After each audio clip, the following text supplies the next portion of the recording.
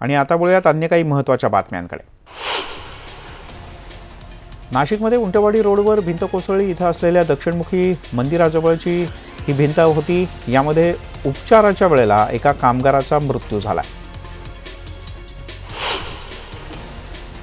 देशाच्या जीडीपीमध्ये अर्थात सकल राष्ट्रीय उत्पन्नात 0.5% वाढ झाली। यावर्षी देशाचा जीडीपी 7.2% पोहोचला आहे। 17-18 या कालावधीत जीडीपी 6.60% घसरला होता। लोकसभेच्या निवडणुका तोंडावर असताना मोदी सरकारनं आर्थिकदृष्ट्या मागास सवर्णांना 10% आरक्षण देण्याचा मोठा निर्णय घेतला आहे। आर्थिकदृष्ट्या मागास सवर्णांना सरकारी नोकरी आणि शिक्षणात 10% आरक्षण देण्याच्या निर्णयाला केंद्रीय मंत्रिमंडळानं मंजुरी दिली आहे। दरम्यान सर्वोच्च न्यायालयानं 50% आरक्षणाची घालून दिलेली मर्यादा पाहता केंद्र सरकार मंगळवारी घटना दुरुस्ती विधेयक सादर करणार असल्याची सूत्रांची माहिती आहे। निवडणुकीच्या तोंडावर सरकार आरक्षणाची खेळी खेळत असल्याची टीका काँग्रेस आणि इतर विरोधी पक्षांनी केली आहे।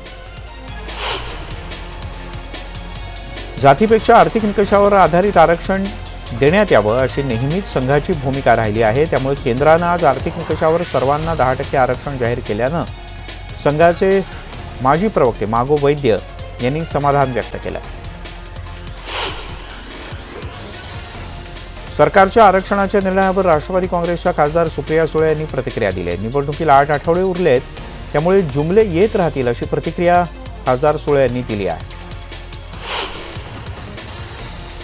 भाजप शिवसेनेतील वाढत्या दुराव्याच्याबद्दल संजय राऊत यांनी मोठं विधान केलं आहे। युतीचा पोपट पूर्वीच मेला असून युती तोडण्यासाठी योग्य व्यासपीठ सुद्धा ठरल्याचं त्यांनी संकेत दिले।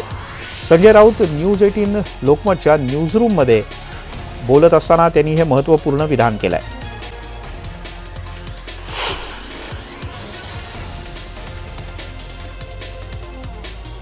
तर निवडणुका जवळ आल्यानंच हा निर्णय घेतला गेला अशी टीका केली भारिप बहुजन महासंघाचे अध्यक्ष प्रकाश आंबेडकर यांनी।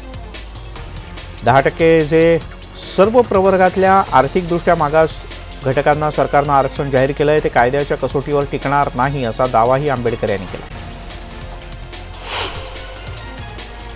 राज्यामध्ये धगधगणाऱ्या आरक्षणाच्या प्रकरणात आता भाजपच्या नेत्या पंकजा मुंडे यांनी होडी घेतली। जोपर्यंत धनगर समाजाला आरक्षण मिळत नाही तोपर्यंत मंत्रालयात पाऊल टाकणार नाही असा निर्धार पंकजा मुंडे यांनी केला आहे। माजी पंतप्रधान दिवंगत इंदिरा गांधी यांनी आपल्या पक्षातील निष्ठावान पुरुष नेत्यांमध्ये आपलं कर्तृत्व सिद्ध करून दाखवलं। अशा या कर्तृत्ववान महिलेनं आरक्षणाचा लाभ घेतला होता का असा सवाल उपस्थित करत केंद्रीय मंत्री नितीन गडकरी यांनी इंदिरा गांधी यांच्या महिला सक्षमीकरणाचा आदर्श होत्या अशा प्रकारचे गौरवोद्गार काढले। त्यामुळे अनेकांच्या भुवया उंचावले। राफेलवरून पुन्हा एकदा काँग्रेस अध्यक्ष राहुल गांधी आक्रमक होत त्यांनी पंतप्रधान नरेंद्र मोदी यांना लक्ष्य केलंय। मोदींनी राफेल प्रकरणी आपल्याशी 15 मिनिटं चर्चा करावी असं आव्हान राहुल गांधींनी दिलंय। देशाचे राखणदार लोकसभेमध्ये यायला घाबरतात असंही ते म्हणाले। तसंच निर्मला सीतारामन या पंतप्रधानांच्या प्रवक्त्या आहेत असं वक्तव्य राहुल गांधी यांनी केलं। पंतप्रधान नरेंद्र मोदी यांच्यावर बनत असलेल्या बायोपिकचा फर्स्ट लुक आज प्रसिद्ध करण्यात आला। विवेक ओबेरॉय मोदींची भूमिका साकारतोय। मेरी कॉम फेम ओमंग कुमार हे या चित्रपटाचं दिग्दर्शन करतात। मुख्यमंत्री देवेंद्र फडणवीस यांच्या हस्ते भारतातल्या 23 भाषांमधल्या पोस्टरचं अनावरण करण्यात आलं।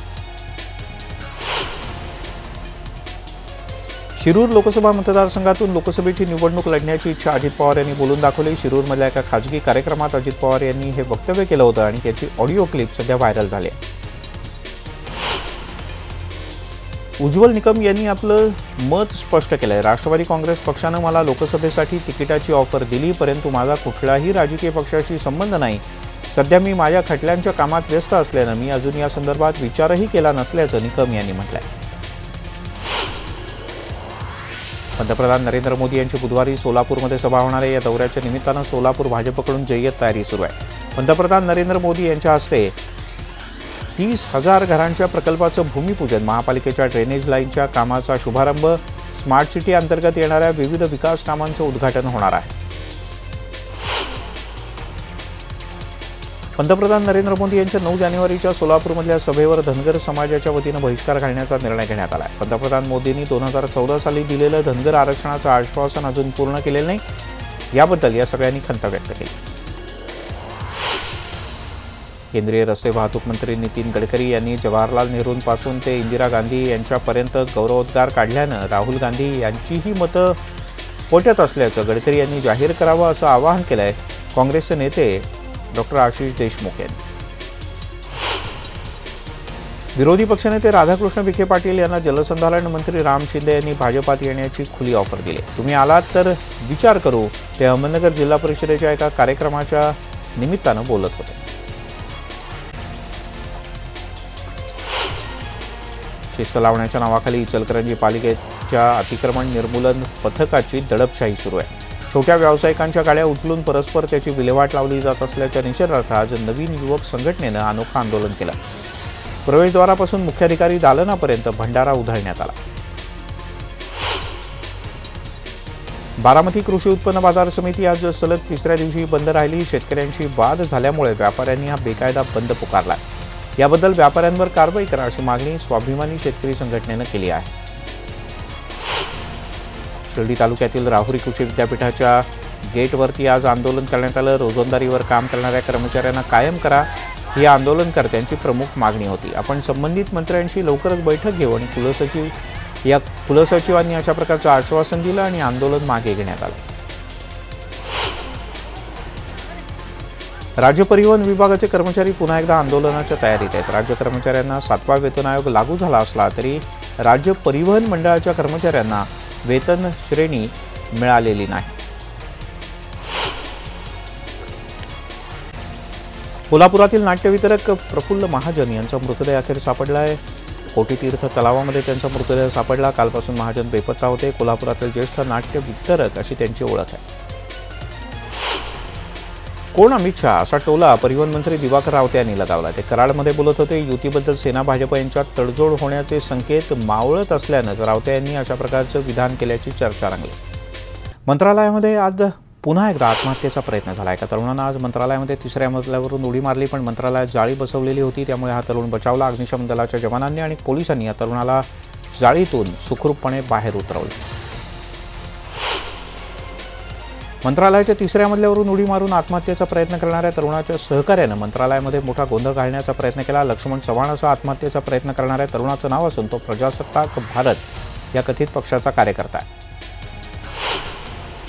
फेसबुक लाईव्ह करत लातूर शहरातल्या औसा रोड परिसरात राहणाऱ्या एका तरुणीनं विष पिऊन आत्महत्येचा प्रयत्न केला. धक्कादायक म्हणजे या मुलीचं फेसबुक लाईव्ह 450 लोक पाहत होते. हे लाईव्ह पाहणाऱ्या काही व्यक्तींनी तातडीनं पोलिसांना याची माहिती दिली.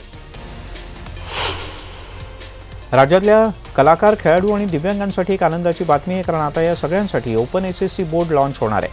येत्या 10 तारखेला हे एसएससी बोर्ड लॉन्च करण्यात येईल अशी घोषणा शिक्षण मंत्री विनोद तावडे यांनी केली. 2019 मध्ये पहिल्यांदाच इंधनाच्या दरात अल्पशी वाढ झाली. पेट्रोलच्या दरात 21 पैशांची तर डिझेलच्या दरात 8 पैशांची वाढ झाली आहे. मुंबईमध्ये पेट्रोल 74 रुपये 16 पैसे प्रति लिटर या दरानं आता विकलं जात आहे.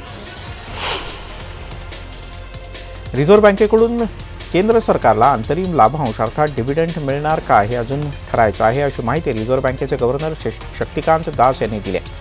रिझर्व्ह बँकेकडून केंद्राला 40,000 कोटींचा लाभांश मिळू शकतो अशी बातमी रॉयटर्सनं दिली होती. आणि आता वळूयात अन्य काही बातम्यांकडे. ज्येष्ठ अभिनेते दिलीप कुमार आणि पत्नी सायरा बानो यांनी बिल्डर समीर भोजवानी याच्या विरोधात अब्रू नुकसानीचा दावा ठोकलाय. भरपाई म्हणून त्यांनी 250 कोटी रुपयांची मागणी केली. 10 दिवसात उत्तर द्यावं असं या नोटिसीत स्पष्टपणे लिहिण्यात आलंय.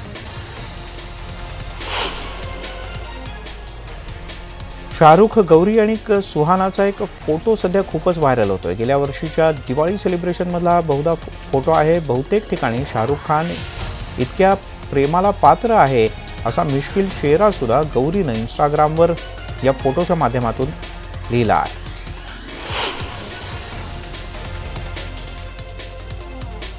सोबतच या बुलेटिनमध्ये इथेच थांबूया. ताज्या बातम्यांचा न्यूज 18 लोकमतवर सुरूच राहील.